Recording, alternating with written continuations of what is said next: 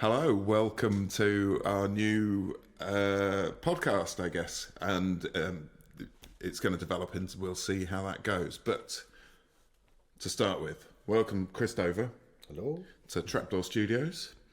The aim with this is to have some conversations with musicians about their lives and what they do, and find out some stuff about. Because I'm just nosy. I just want to know what people have been up to. I think there's a whole load of stuff that Chris hasn't been telling me, so we're finding that out. First of all, we're going... Expose. Yeah, expose. We're pairing it with live performances from the people we're getting coming in to talk. So Chris has just played us 4 songs live down our microphones and cameras, and we'll be releasing them alongside these conversations, so we'll see how that gets on. First of all, I think, tell us about the songs that you played tonight. You played 4 songs. Yeah, I've got to remember what I played now. I've got it here on a piece of paper. It's okay.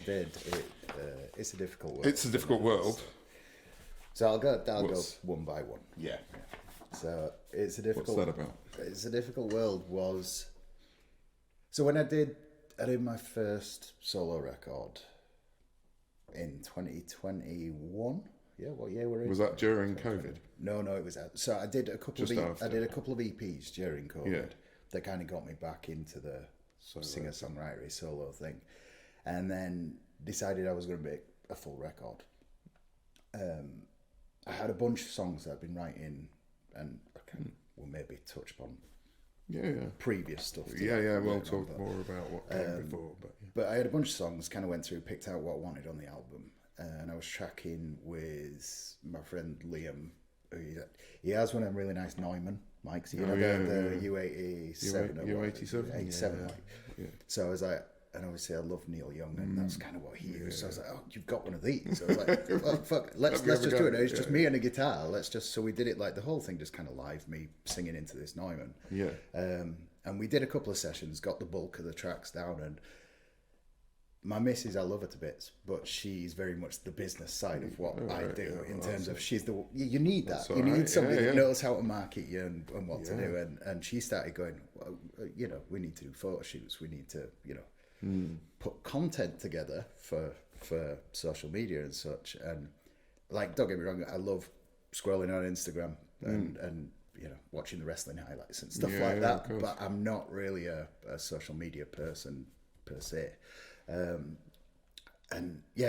She's encouraging me, but saying, look what this person's doing. You need to do this. You need to do this. And I'm looking over a bunch of singers online, and similar genres to me. What is termed as kind of being successful, and it's this world of what feels so fake and like it should be about the songs for me. That's what the whole record was meant to be like. It was me singing about my life and I was having to create these videos and content and stuff to go out to promote a record when I'm like, can't I just put my songs out? Yeah. And I understand it from a business aspect, but it's one of the things as an artist. I think you have to do these things. There's the terrible. It's the norm, isn't it? It's a terrible thing to try and sell your own art. Yeah, I think it's really challenging. And that's it in the current kind of streaming age, where your record's going to streaming sites if you want people to hear it and take it seriously. And they literally send you a template of, this is what you need to do. You need to release within this frequency and this. Do you know what I mean? Yeah. And the whole process of it is, we were getting ready to go in and do the last session to finish up some bits, and I was getting so pissed off about it that I just, can I swear? I was getting I was getting so pissed off about it. I wrote this song, It's a Difficult World, and it's a whinge more than anything. Yeah. But that then became the title track of the album, as like this kind of fuck you to the system, the shit that in the way I knew I had to do. But at the same time, and it was like, there's a couple of other elements in there where I was looking at the genre that I play in, like Americana, blues, country. There's a weird kind of, because it's kind of one of those genres that in this country is starting to rise and is getting more popular. Yeah. As with anything else, you then get that pop crossover side of it that almost people go, oh, I love this. This is country, and you listen to it and you go, that's kind of missing the point. Swift, yeah. No, because Taylor Swift wrote some great songs. You know, she does. That's she where learned, she came from, isn't it? The country thing. Yeah. But she learned how to play the game very well, and it's like I would never fault her. I'd never fault somebody like Ed Sheeran. You know, those people have worked out a system that works for them. Good on them. You know, you go because it's a hustle, and if we all found that thing where we could make a shit ton of money real quick to make us comfortable to do what we want to do as artists, then we'd do it, and we know we would. And anyone that says they won't is a liar. But yeah, so it was basically me having a whinge. But then we did it, and I played it to my friend Mike, I was just talking to you about, that runs Rogue Country. Yeah. And we were having a whinge about a certain specific thing we'd seen online. I can't remember if it was something to do with, we'd seen an artist who was, getting very bigged up, and we'd looked and kind of gone, I don't believe this. Yeah. This Why is this massive? Yeah, having a whinge between us like mates do, and I went, you know what, mate, I've wrote this song, and I sent him it, and he kind of went, mate, that literally encapsulates exactly what I'm fucking feeling about this at this moment. So I was like, right, cool. That's the title track, and we did that. So, and it's one of them that. So did that sort of kick off the project almost? No, it was literally an afterthought. The rest of the record was done. It was made already, and then that was all the other songs had been written within 2 or 3 years previous to recording the album. That was the one that was the newest at the time, and I wrote it and we recorded it 2 weeks later, and it's on the record, and it's first take that's on the record. It was just sat acoustic, one microphone, do the song, and then we did some little overdub stuff afterwards, like just putting some atmospheric stuff on it. Shakers and not shakers. We set up like a vibra slap. No, we set up a fucking mat amp with two full fucking 4x12s. We put it through a Valve Sun Model T pedal, a Flying V tuned down to C. And he just hit record, and I just did almost doom riffs and let it feed back loads. And then we just mixed it so quiet underneath everything. So if you're listening, you can just hear this feedback coming and stuff. Doom. But it's me still doing my fucking rock god impression with a Flying V, But it just seemed like the most thing to do on that record. You know what I mean? Exactly. Yeah, that's it. So that was that tune. Okay. What was the second? You've played for us today. Whiskey Head. Whiskey Head. So Whiskey Head was one that I wrote. So Banjo Jen. So Banjo Jen is a singer-songwriter from Sheffield that I've been friends with for a few years now. I think she toured with. So I used to be in a band called Hoodoo Operators, and I stumbled across her. It was really weird. It was like and we'll probably talk more about Mike Bedford at some point later on, but it was one of them things whenever I was in Sheffield that if we had a little bit of free time, me and Gail would kind of go, oh, I wonder what Martin's promoting today if it was a weekend, because there was always something on with the Honeybee Blues Club where you'd kind of go, oh, let's see what's on. And we looked, and he was at the Dorothy Pax, and it was, I want to say James Taplin. Yeah, probably. James Taplin, and then Banjo Jen. And I was just like, oh, let's go see Martin and check in. I'd never met her before. And we went into Dorothy Pax, sat down and had a drink, and there's this girl playing banjo. And I'm looking at her, and I thought she was like 19 years old, like a kid. And she was fucking awesome, like really cool, like just doing a thing that she does. And there was an older couple sat in front of her, and I thought that was a mum and dad. Right, So the first thing I said to her when went over afterwards, said, oh, that was really great. First thing I said, how old are you? Thinking this is me asking a kid, how old are you? And she just went, fuck off. And I was like, no, well, that's it. She's my age, but she's aged very well.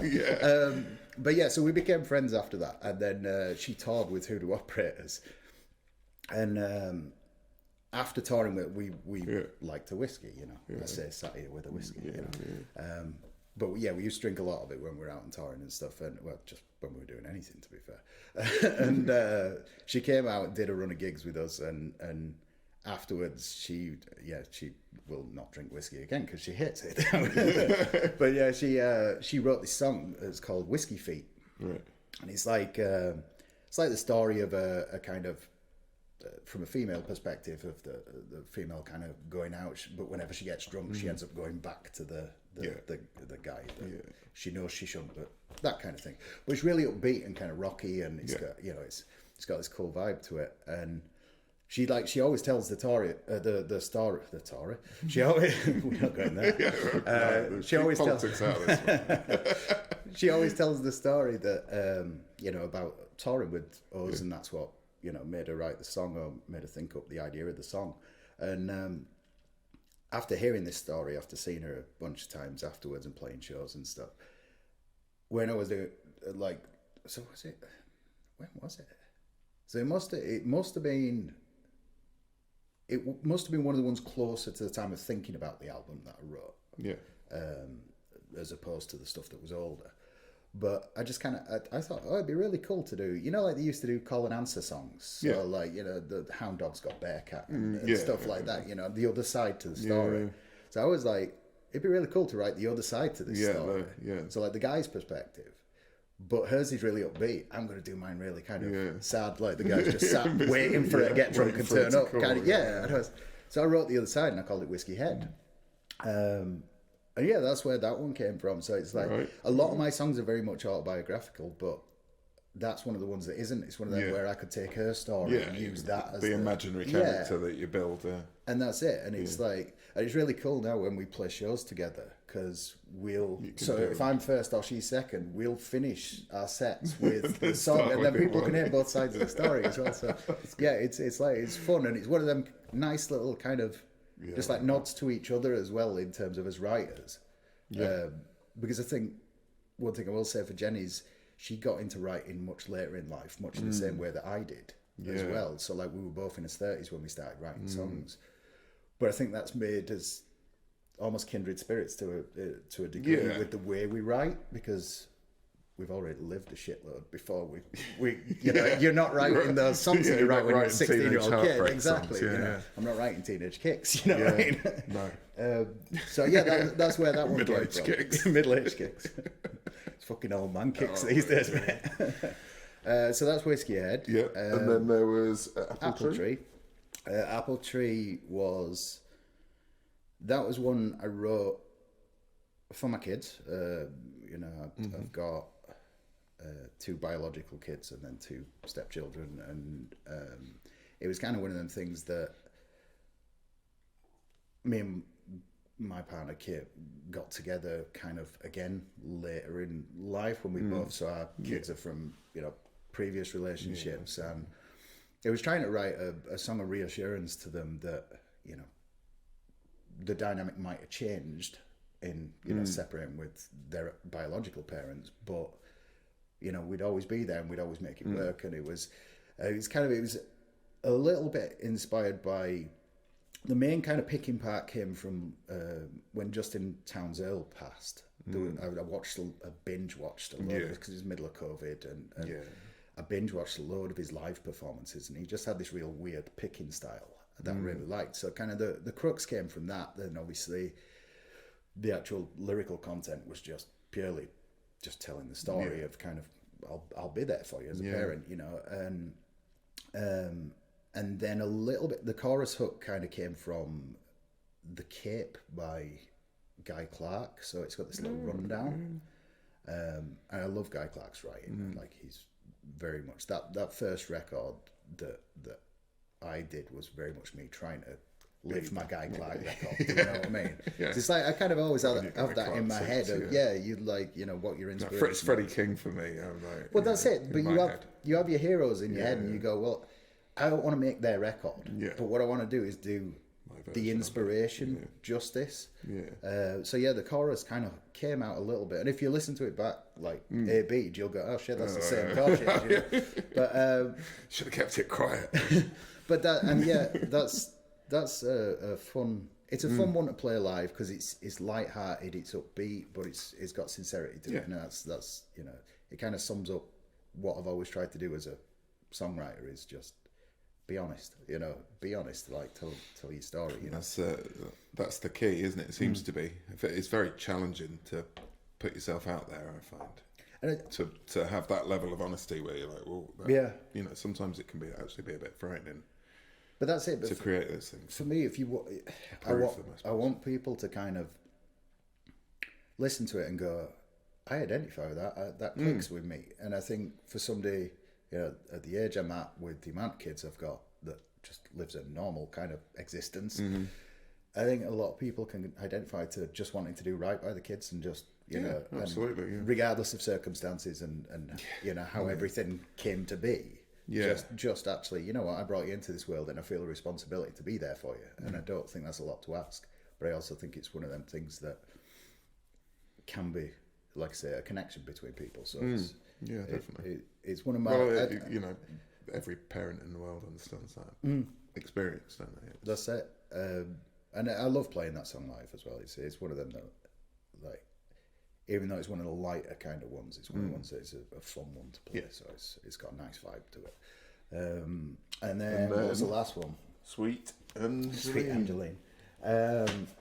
Sweet Angeline is going to be on my second record, so that's quite a new write. It's one of them songs that it didn't come from a very good place. So I always, when I introduce the song live, I always kind of go, because I've been playing it live for about 6 months, like ahead of starting to record the album, because I'm trying it out and just seeing it. And it's landed really good. Everybody kind of loves it, loves the vibe. And I always go, this is a love song, because it feels like a love song. Yeah. The actual core of what it was written about, it was, I was having a really bad time, really bad place, really late at night. And it almost started, I don't want to go dark and sad and unhappy. It almost, take us there. And then it almost started as a suicide note. I was sat there and I was not writing the song, but I was sat there and I was where it was coming from. Really not in a good place. And I'm writing on my phone and it's all this stuff and it's horrible, it's negative and it really, you know, and it was late. I got out of bed and I was sat downstairs and I was really kind of just, and I was drinking and I was not thinking. And then there was something I wrote down. I can't remember which lyric it was, but there was a lyric there was a line that made my brain just go someplace else. And in that instance, I deleted everything that I'd written on my phone. I wrote the song in one go, and then I just turned my phone off and I went back to bed. And the songwriting kind of saved you. And it's that's quite something. Don't get me wrong. I've had instances where I've been in shitty places, and it's like I've got a song called Late Night Insecure Blues. There's a similar sort of thing, but I wasn't feeling it as bad then as I was that night. And like I say, I wrote it, I went to bed, and I woke up the next morning, and it was weird. It was like almost some of the shit that was feeling so heavy and was getting me to that point where I was so down and like thinking these fucking horrible things. And I kind of woke up the next morning, I was like, I don't feel so bad today. It doesn't matter, So I'd literally just written the lyrics, and I thought, I'd gone back and I read through it. I was like, this feels like it's something. So I kind of picked a guitar up, and literally the first thing I played was the opening picking part to it. And it was like, well, that's really nice. So I recorded a version on my phone, kind of put it together in my head, what it was meant to feel like, and then I recorded a version. It must have been maybe the second time through with lyrics in front of me. And I posted it on Instagram. And the amount of engagement on it of people going, this song's fucking amazing. This is great. This is great. This is great. Like Devon Allman, Greg Allman's son, commented on it going, mate, this is great. And I'm like, what the fuck? You know what I mean? So I was like, and it was everybody, like all my friends that are writers as well, that kind of just heard it and were like, this is really, really good. And it was weird. It's like, now it's probably one of the songs that when I play it in any respect live, that people always come up to me afterwards and go, that song's really great. And it's like, I believe in like karma and things, but I'm not like a spiritual religious kind of guy. But it's one of them things I'm like, That song, did it come that song's that's a weird one, right? Because it came from such a dark place. I like that. I mean, but it's also it's so healing. It's been nothing but a positive influence on me. So it's been. But you know, that's the thing, isn't it? Is that you're turning that kind of dark energy, that negativity, into something that brings you hope. Yeah, and a lot of other people hope as well.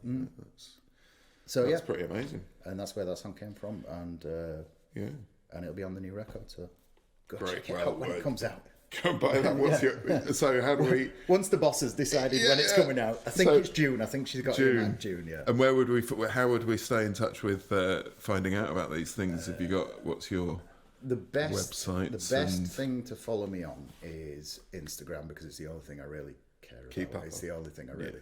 Everything else is just posted from Instagram. So it's at Chris Dover Musician.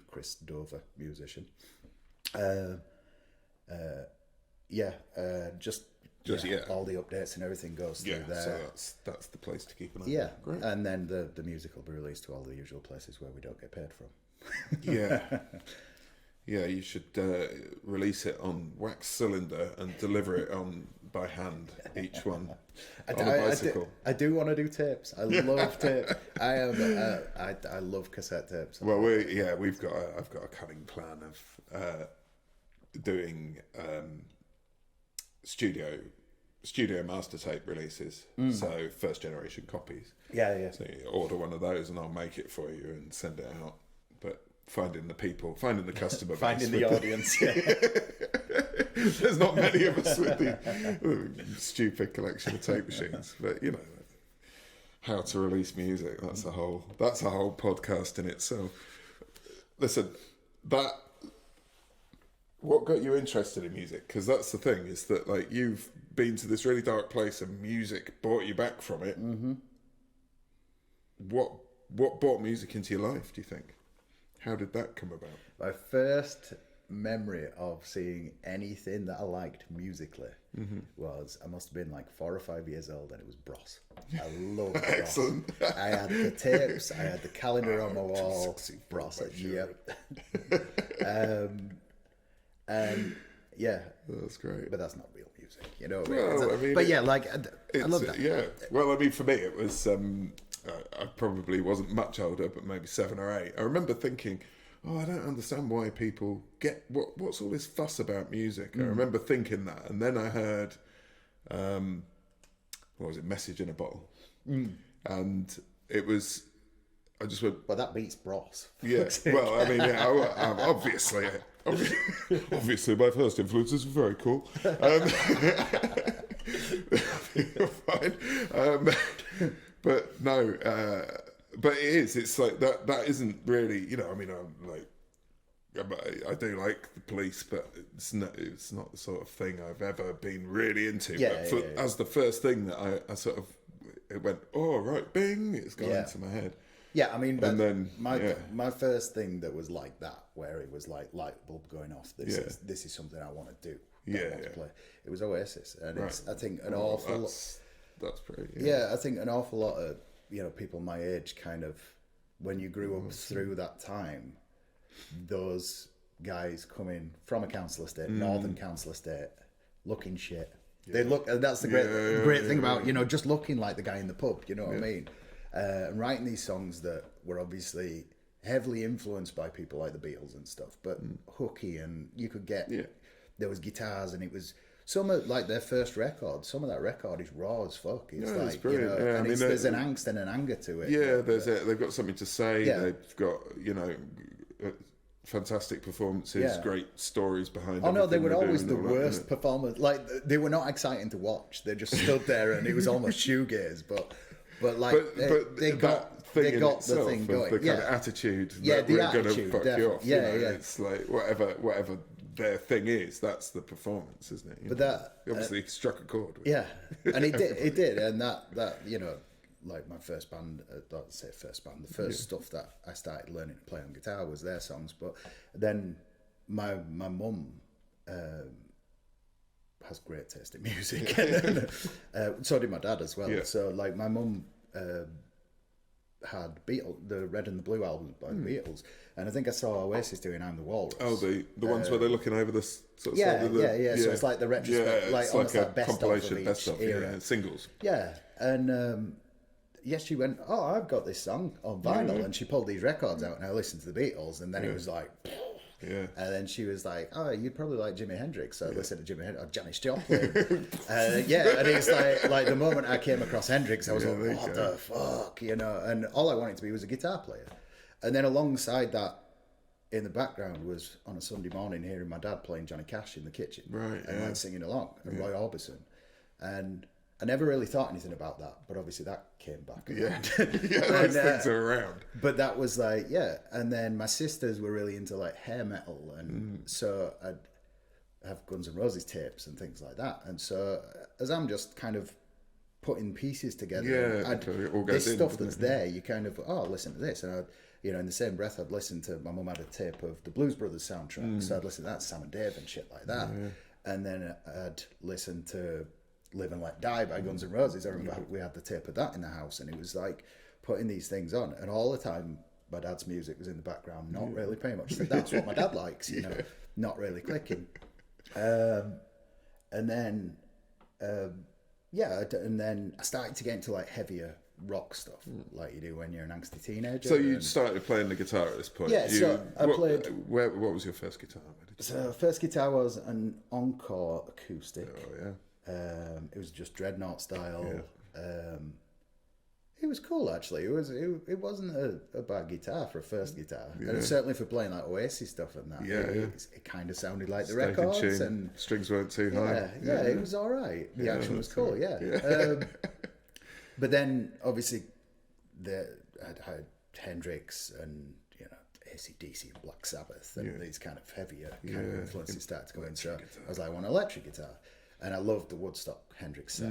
Even to this day, I would watch that. I just love it. There's something that's just like, he just connects with his guitar so differently on that kind of thing. So I got a white Strat, a Squire. It's a 1997. We got it from the Argos catalogue. I've still got it. It's on my new record. It's when they used to build them in the Samick factory, didn't they? So you take the neck off, it's got date and shit on it. It's like, and it's a cool one of the good guitar, ones, and I got that, and then I started learning how to wheedle. Of course. And, as you get into early. as you get into kind of heavier stuff, then you wheedle more and more. And trust me, I wasn't getting laid as a teenager, so it's like, we all think that guitar playing's going to get. Yeah, that's a lie. That's the biggest myth.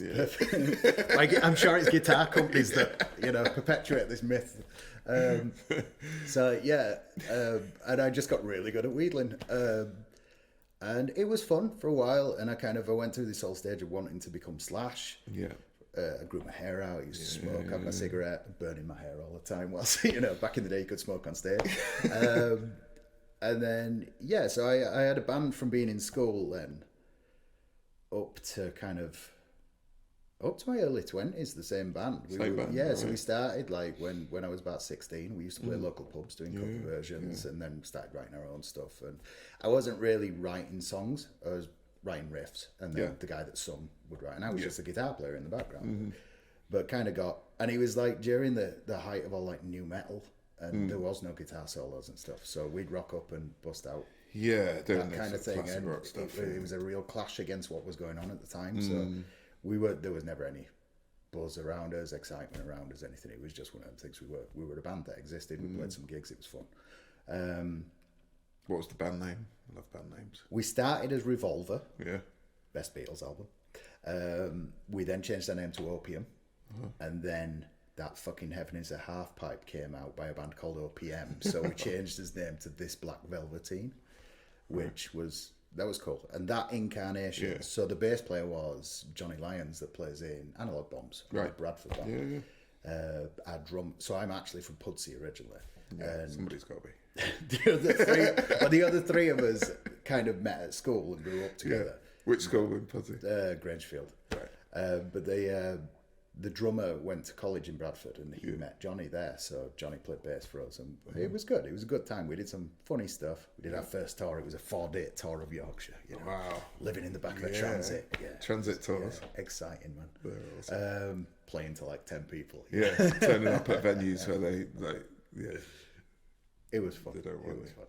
Yeah. And then I played very briefly in a band called Last Riot, which was kind of punk rock and rolly stuff. So again, friends of friends kind of just.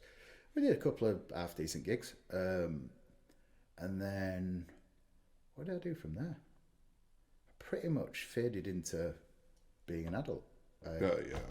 I ruins things. Yeah, so I was working for a terrible corporate company that I'm not gonna dwell on. No, let's not get litigious. 17 fucking years of my life, but it's all right. It's all right. 17 years of. Yeah. 40. That's a large portion of my life. Those cunts had. Anyway, so yeah, I went to do that, and then I met the mother of my kids. And we started to be adults and grown-ups. And like in my late 20s, I wasn't really playing a lot. I had like a project around 2006-7ish that I did with my friend LSK, who's a hip-hop dubstep singer-songwriter. He's just a phenomenal talent vocalist. LSK, yeah, Lee Kenny. So Lee I've known since he went to school with my sisters. So first time I met him when I was 14, I threw a snowball at his window because he lived over the road, and he came out to try and kill me. But that was the first time I met him. But he's also the guy that the first time I wrote my first ever song that I wrote when I was at school, my sister played it to him, and he rung me up on the house phone, goes and rung me up to say, "This is really good. Keep doing what you do." Great. You know? Which I just thought was so lovely. But because he was an older guy, he'd had record deals and everything from being about 18, so quite successful musician and writer. So around 2006, he was doing a project. So he was in Faithless, the dance band. So he was one of the writers and backing singers with them. Yeah. So. Around 2006, he was making this like punk record, like almost punky record, and he wanted to kind of engage with some of the scene that he came from in Swindon. Like.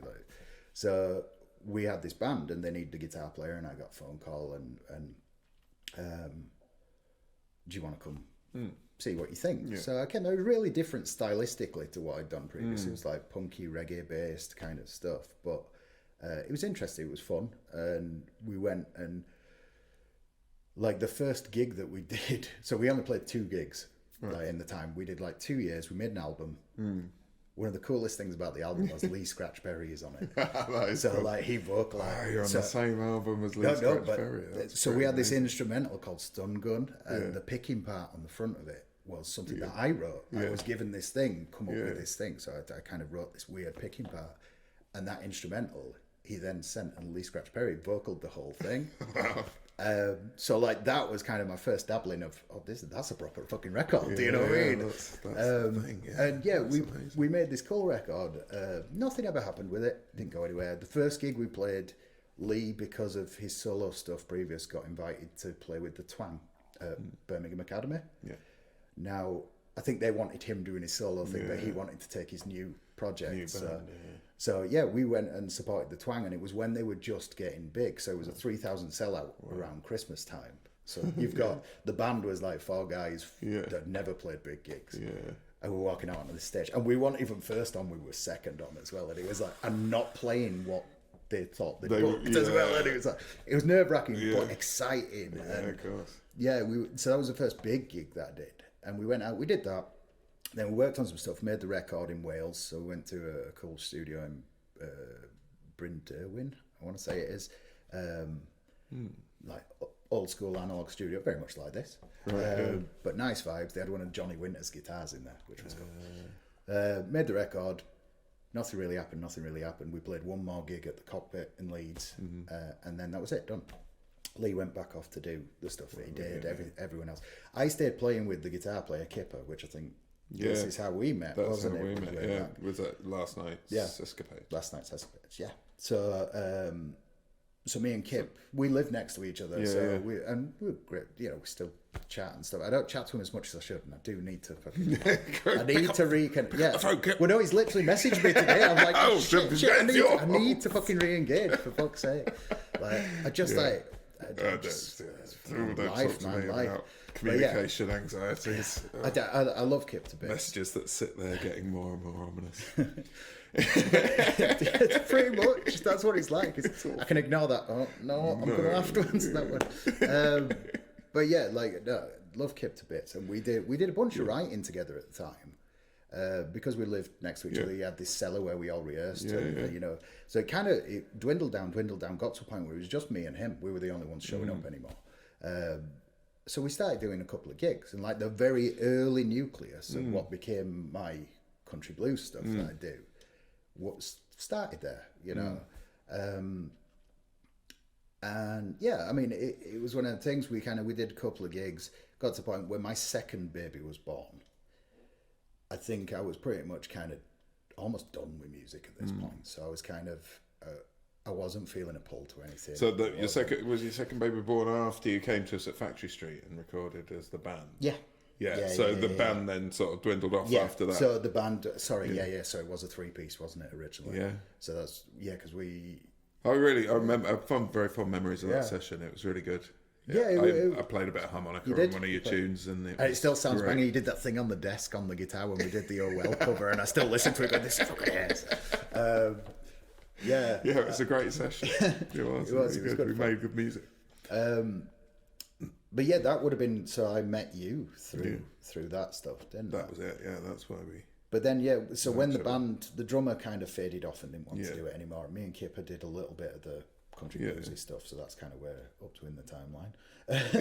And then, as I say, I'd just become a manager of said corporate business of one of their branches, and second baby born, and I'm like, maybe it's time to do that grown up thing and be a grown up, settle down. And so we'd not played in a long time. We weren't really playing together or rehearsing or anything anymore. Still mates, you know, but no music. And in my head, there wasn't a fire there for anything. No, if you're not. And I'd kind of, around that time, I had, so Liam, who I mentioned that recorded my first record with the Nice Neumann, Liam was starting an acoustic project, and he was the singer playing his songs with his acoustic. He had a bass player, a resonator player, and he wanted somebody to play like lead guitar stuff. And I just, for shits and giggles, bought a lap steel. Yeah. And I said to him, I don't really want to do a band, I'm going to be honest, but I like hanging out with you guys. I'll come have a jam, but I'm just going to play lap steel. And that's it. And I can probably make every other week for practice. Dead chill. And I went to a couple of practices, and it basically just became a drinking club. We'd go out, we had a bottle of rum, we'd do some beers, we just had a really good time kind of fucking around together. And then, must be maybe a couple of months in, Liam, because he's a tattooer as well, he just became so busy with work, he was like, I can't make these practices, but we were enjoying hanging out the band so much that we were like, oh, fuck it, we'll still go in and mess still around. Need an excuse to... Yeah, and then Liam said, why don't you guys try and write something? Yeah. And I had like these couple of ideas of songs, just singery songwriting stuff. So I said, you know what, I'll bring my acoustic, I'll sing a couple of songs. And the guys kind of switched around what they were playing, and we became what became the Hoodoo Operators. And it was loads of fun at the time, because it was a drinking club. We always said it was a drinking club that became a band. Yeah, it just happened you needed a band as an excuse to get together and drink. Yeah. And it's like we'd fuck around, we'd play Smokestack Lightning, we'd play like awfully as well. Like we were not good, but it was so much fun that I think the vibes were just I think that was that was the thing that always came across with the Hoodoo Operators, was it was just you all just having a good time. Yeah. So why that's it, and it's like life's too short to not just have fun doing this, and so and it started to kind of click together that this is actually a load of fun. Shall we play a gig kind of thing? And around the same time, I was randomly doing my job for said corporate company one day, and Lee, so I hadn't spoken to Lee in maybe 6-7 years at this point, like since we did the last project. His missus came in, and I was chatting to her and just said, "Oh, tell him I said hello," kind of thing. And a couple of days later, I got a phone call from one of our mutual friends just saying, "Do you want to come and audition for this band that Lee's doing in London? It's with Maxi from Faithless," because like I said, he was doing the thing. And I was like, I've kind of gone from on the verge of packing in music to, oh, well, this is quite a good opportunity to do something. Maybe I should go have a go. Yeah. So I kind of, I went to London. He'd sent me 10 songs to learn, and I learnt them all wrong. So I kind of learnt them from ear, thought I had them down, and then when I actually got to his house and he said, "Oh, what about this song I played?" He went, "No, that's not how it goes." So he then took me to a pub with a couple of guitars, and we sat in the beer garden, and he showed me how to play the songs how he wanted them playing. It was the most stressful 24 hours of my life at the time, because pretty intense. And then we went into the rehearsal studio the next day, and it was like, it must have been the first song. He just went slide solo and pointed at me, and I played a slide solo, and I was just like, and I looked around like all the other musicians, because it was like a 9-piece band. All the other musicians kind of going, "That's pretty cool. That's pretty cool." And sure enough, like Max liked me and went, "Yeah, do you want to come and be the guitar player or one of the guitar players?" It was like there's 3 of us playing guitar, and like fucking Lynyrd Skynyrd. And I primarily was doing like the slide stuff, which was really nice. It was like, I was a massive fan of like Little Feat, so it was cool to dig into the Lowell George style and what have you. And I went and did that, and sure enough, it was paying me enough to be able to then leave my Right, job. so that was your sort of opportunity to get out of the corporate thing without we'll going come back serious to that poverty. Well, that's the theory. When you embark on it, I appreciate that. Yes. It doesn't always work out that way. So the first year was fantastic. When did that, and we did like a bunch of like nutty kind of festivals and big gigs because of who he was connections and stuff. And he was like, he was so good to me. He was an amazing person. He really was. And like I say, Lee kind of, I always referred to him as my guardian angel whenever I was kind of, when it comes to music, whenever I was getting close to, this is going to be shit, I'm probably going to do this. He was just like, "Oh, do you want to come do this crazy fucking thing? You know what, I'll do that." And I went and did that for 3 years. And I think last tour we finished up. So we played, like the first gig we did was Luxembourg Rock Hall, which was like supporting Faithless. It was 4,000 sellout. Right. And then we did Rockin' Park and Rock am Ring with all these bands, all the heavy bands that I grew up watching. And all of a sudden I'm in a dressing room next to Lamb of God, and I'm like, "Oh shit, you know what I mean?" And it was cool. It was really cool experience and really fun. We made a record with Phil Brown, who is very lauded engineer, producer as well. And got to do all this crazy shit, and it was really fun. And Hoodoo Operators, because I was then being able to do this full time, so I'd go off and do 2 weeks of gigs. But then when I was home, I'd have 3 to 4 weeks where I could play with the kids through the days and then push what we were doing with Hoodoo Operators. So all of a sudden we could then start to gig more and do lots more. Of course, So we made like 3 EPs, then we made an album and toured Europe and did some naughty stuff as well. But it kind of, that band almost imploded on itself to a degree, because I don't know, like there was a lot, I was really heavily drinking at the time, and it was really influencing decisions, choices that I made and stuff, and the culture of the band almost dictated that was what it needed to be as well. So the whole thing just became very toxic. Turning a brand into a sort of damaging thing, I suppose. And then it was, so I separated from the mother of my kids in that time, and 2 weeks after that my dad died suddenly, and spiral just got worse and worse and worse, and I ended up, so me and the guys in the Hoodoos, we kind of, there was never we played our last remaining dates, there was never, it was just one of them things, like I didn't talk to those guys for 2-3 years, like we just, the whole thing went very sour, and it was one of the things that it just needed, I think it really needed time for everyone to kind of step away and do their own things. And then, so the dates with Maxi finished in 2018, I want to say. So it was like, it was one of them things where the band didn't, I don't think, clicked or got where it needed to get to be sustainable, because the amount of musicians and stuff. It costs a lot of money to put a project like that together and keep it going. So exactly. It's understandable, And I would never offer an opinion on the business side of it. No, I was not exposed to any of that. You didn't get sacked. They didn't all run into the dressing room. You're out the band. No, it was literally, this is our tour. We went to this. We've done it. Okay, there's no more work. And there's no more work. How it normally ends. Oh, I'm afraid there's no more. Okay, right. Pretty much. And then I was kind of, what did I do? I kind of went, I'll do the covers thing. I've got my acoustic, I do it. So Hoodoo Operators is finished, Maxi stuff's finished. You're just a guy with a guitar. Guy with a guitar. I'll go do the covers thing. Surely that's easy money. Oh my God, that was the most soul destroying thing I've ever done in my life.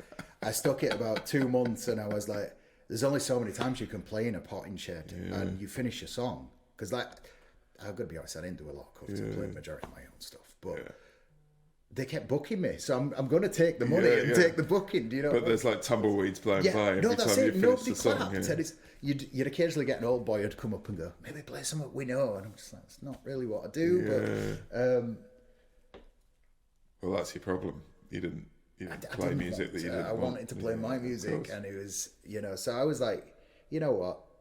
And I put the acoustic down. So this would have been like late 2018, and I literally put it down. And I'd started messing around whilst I was doing the Maxi stuff with some electronic kind of synth-based kind of stuff, where I almost wanted it to be hip-hop, but I can't rap for shit. So I was like... And if you can't, then you shouldn't. You shouldn't. So I was like, you know what, how can I take the core of the samples and the synths and the beats into a live setting where I don't have to rely on anybody else, play guitar and sing over it. So put Hendrixy kind of stuff over it. So I started a thing called CPSD, which was me. I had an iPad with my backing tracks, and I'd play my backing tracks. I'd have a live amp, play guitar, sing. And for a little while, it was exciting and it was fun. It was so different from the acoustic stuff. And I did a little bit, and then I went, you know what, I don't like not having musicians. And I reconnected with some old friends in Simon and Daz, who I'd been mates with since way back. And I said to them, do you guys fancy being a band for this? And they kind of got involved. We became a 3-piece, where Daz would play the bass, the synths, Simon would run samples, and we had this like power trio kind of, but with all this other crazy shit going on. And that became like my main thing for a couple of years, and we were recording, prepping to do gigs, and everything kind of went around. So maybe around January, February 2020, we'd ordered t-shirts, we'd ordered merch, we'd ordered everything. We had dates booked, and we were like, let's give a fucking run at this. We're like, let's have a run at this. Tattooed. Yeah. And then 2020 happened. Something went wrong. Yeah. And because I think for me, because at the age we were at, that was my last run at doing something that I deem contemporary kind of thing, because I don't want to be that old guy rocking up to a lineup where all the other bands are half my age. Yeah. It's weird. It feels weird. I don't know anymore. I don't mind if in the genre that I'm playing now. I don't mind if people... You get more kudos as you get older when you play blues or Americana. That's it. You become a like Chris Martin, a fucking legend. Do you know? We've got a gig with Chris Martin coming up, and I'm so excited because loads of people are going to be out to see him. It's his first one back. You become the OG, don't you? You know? Yeah, exactly. But yeah, so and yeah, so COVID we did a bunch of recordings, and COVID just kind of killed the mood of what it was. God, it killed so much. But what it did do was sat me at home with my acoustic, and I was like, oh shit! So I haven't played this thing in two years, but I'd wrote bits about songs, so I was like, yeah, I quite like that. Let's make an EP, put it out on Bandcamp. Yeah. So I did that, and all of a sudden, a load of people that hadn't spoken to me in 2 years sent me a message going, really like this. This looks really good on you. Like, all right. So I made a second EP, because what the fuck else was there to do? And then coming out of it, there was gig offers. So reconnected with all the Honeybee guys in Sheffield and all that stuff. All the people that I was really close, well, not close with, but friendly with when I was doing hoodoo operators, all of a sudden became friendly again. And it was like, oh, well, I get it, because I wasn't doing anything that made any sense in your world, so we weren't crossing paths. Yeah, and scenes tend to, if you step out of a scene, it doesn't come chasing you down, seeing how you are, because that's how it is. And, right, how many times have you been in a situation where somebody's just not been around that much, and you, it's a shame, I really enjoyed spending time with so-and-so, but I haven't seen him, but you don't go, what are you doing? Yeah, what you up to? And it was just really weird, but so easy to get yourself out. At the same time, it was really nice, and it was really nice to reconnect with all these people, and I'd had to go back to the dreaded day job. Now, luckily, because I went back over a year before COVID, I got furlough, so I had at least for I think it was 3 or 4 months. So I lucked out in that respect. Oh yeah, I got furlough. But then because it was classed as healthcare, I then had to go back earlier as well, which opened an old protected kind of profession or whatever. Yeah. But and then went back after COVID. Hated the job still. Really, same company, same job, same company. Just was depressing me more. Tell me you've left now.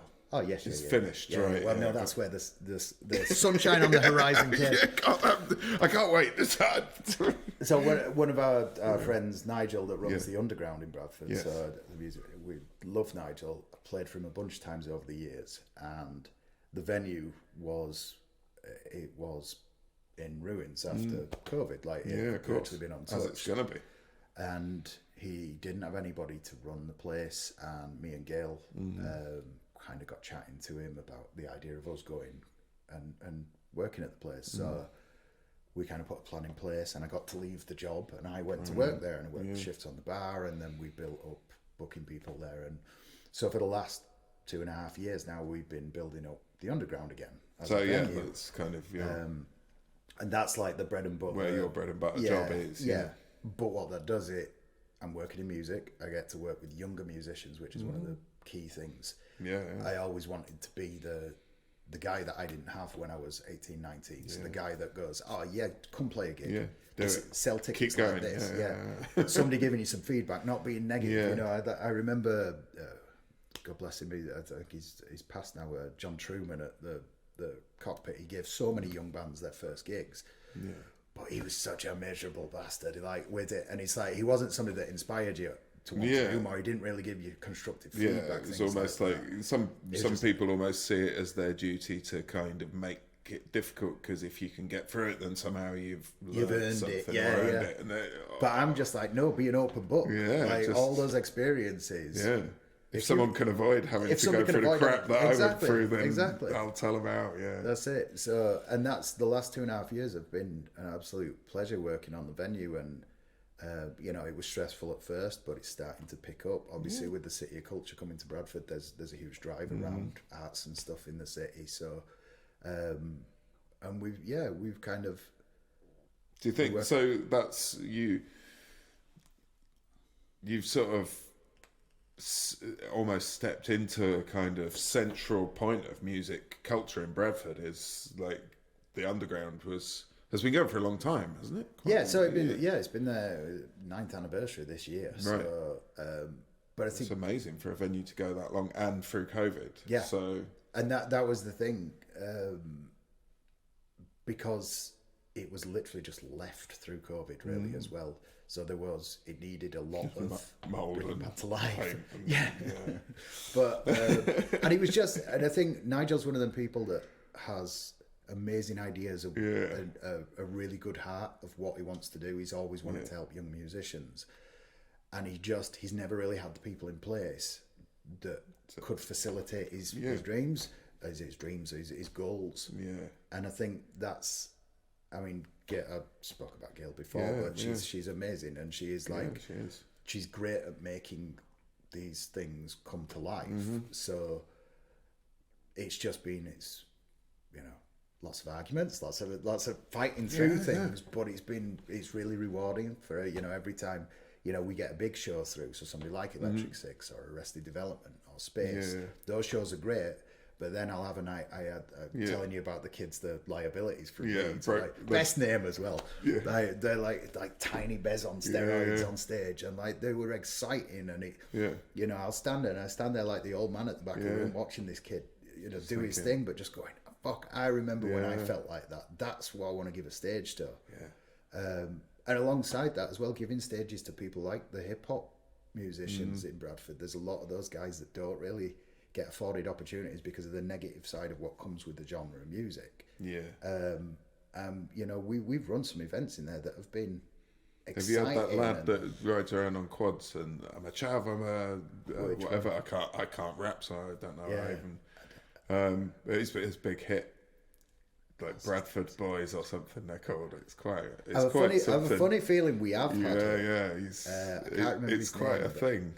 The one that I've liked the most recently, there's a guy called Percy Bones, who not only is he a really sweet guy, but he mixes black metal influences into modern trap, wicked, and it's like it's exciting, it's interesting. He's got in the middle of his set, he's got Biohazard breakdown, where it goes into riffs and his crowd is a pit, and it's like. And I love that, mashing up those ideas of what music's meant to be. And he came very much from like hardcore bands and that scene. But he's also promoted and stuff, so he's got a little bit of that insight. How to sell it and how to put yourself. And he also has his own blend coffee, which is amazing. We use it for our espresso martinis. Well, we'll talk. Talk coffee. But the important stuff. So we've had some really cool, interesting stuff, and that's one of the things that I'm really enjoying about working there.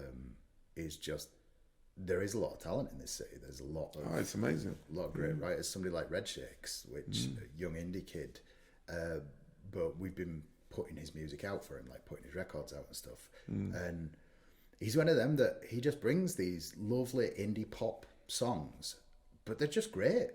Sing along, just vibey, and they've got hooks, and there's an excitement to his performances again that is it's just a pleasure to work with him.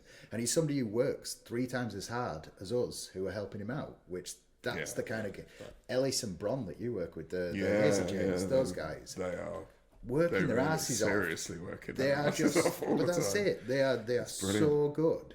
Yeah.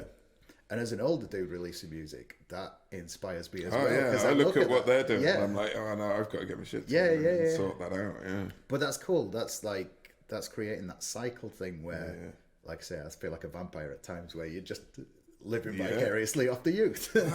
Is that okay? I think it's all right because I think it's all right as long as you're putting out as much. You give to it. Yeah. I mean, it's very easy to kind of start feeling like you're sort of taking credit for something you're not doing, but recognizing what you do is sometimes quite difficult for yourself. But then you step back and you go, oh, actually, I really made a valuable contribution there, even if... Because that's it, you almost, you don't want to have the ego of going, well, I did this, I made this person do this, or I helped out with this. So you're constantly fighting that ego thing, but at the same time, you need to take the good vibes from it to translate that into more good vibes, if that makes sense. It is a complete cycle. That's it. And to turn around and say, here's something I did that I'm really proud of, even if you weren't a part of it, that's the frontman. that quite often. Yeah. I think we all struggle a little bit with that. You know, sometimes I record some music and I'm like, this is really good and I'm really proud of it. And I'll do a post on social media or something saying, "Oh, I'm really proud of the fact we worked with it." But actually, what I want to be doing is, if you listen to this, have you heard the reverb on that? Because that's just amazing. You know? Listen to it, mate. I'm really, really proud of the fact I made this guitar sound so fabulous. I'm sure there's Reddit groups for just like engineers and producers just going, check out this. I think I'll find that the 300k does a little bit. Right, have I veered off from where we were? I don't know. I just told you my life story. Oh, look, no, but that's all right, because we've covered it all. Because bands you've been in, high points, low points, I think we've covered that. Yeah. So, I mean, maybe we've reached the end. So, it's been an absolute pleasure having you. And we've really enjoyed listening to your music as well as listening to your talk. Bless you. Thank you so much. It's been a lovely day. I've really enjoyed myself, and I hope we'll be able to spend much more time finding out about living off what the we've done. Yeah, thinking about the good old days, the good old days. So, so I think we're supposed to like and subscribe. Or something. I think that sounds about right. Yeah. I like Tony Hawk's podcast because somebody misheard it. It's like and describe. I like that. That's what they always say. And I like that. Like and describe.